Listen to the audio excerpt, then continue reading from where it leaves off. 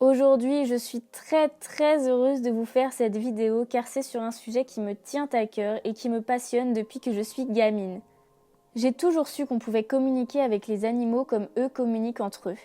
Un jour, j'ai découvert l'incroyable talent de Leila Del Monte qui sait écouter les animaux et qui en a sauvé des milliers grâce à la pensée.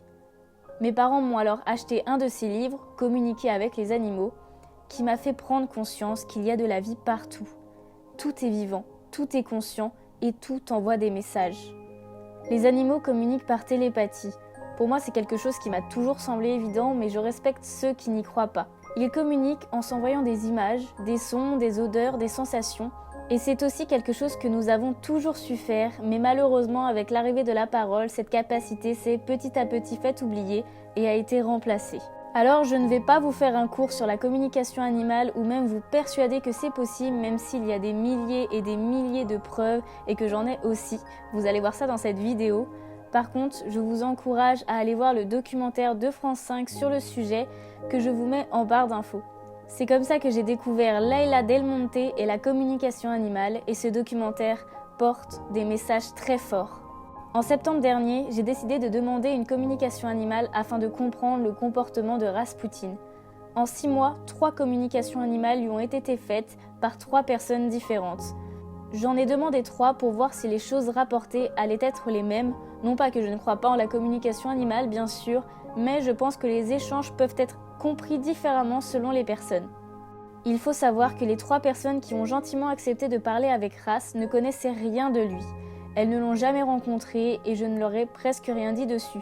Elles se sont bien sûr pas concertées non plus entre elles. La première communication a été faite fin octobre.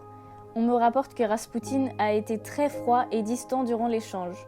Premier point qui lui correspond totalement puisqu'il se comporte comme ça avec les étrangers et les personnes qu'il voit peu.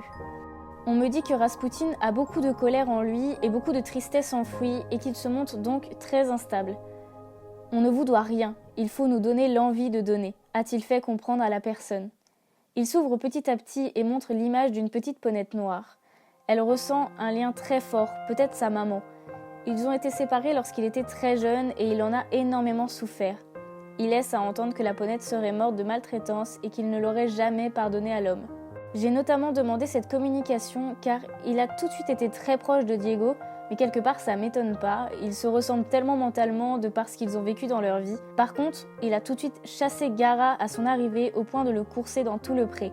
Au bout de quelques jours, il l'a finalement pris sous ses ailes, mais ça a été rebelote pour Anakin. Il le pourchassait jusqu'à épuisement et le pauvre bébé préférait sauter dans les clôtures et s'en aller du pré tellement il avait peur de lui.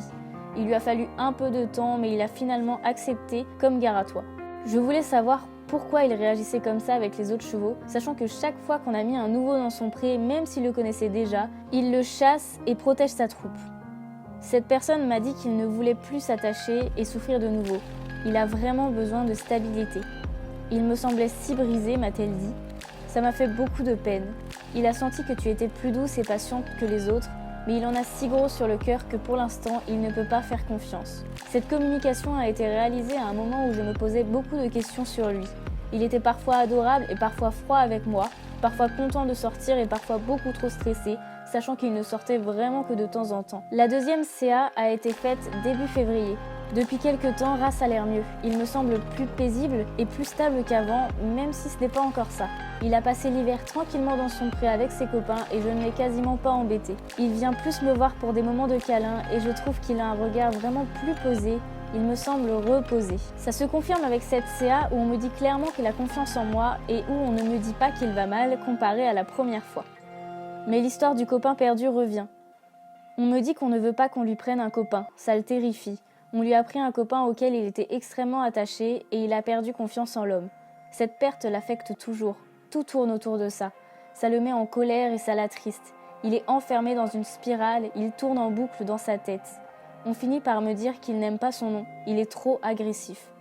La dernière CA a été réalisée fin février. La personne l'appelle par son nom, mais il préfère son surnom. Ça rompt avec son passé. Il lui dit qu'il n'est pas sûr de lui, il a souvent peur et se sent vite mal. Il commence à accepter. Ça va aller, j'ai besoin d'accepter. Ras lui montre alors des images de moments passés avec moi, avec qui il aime partager des promenades.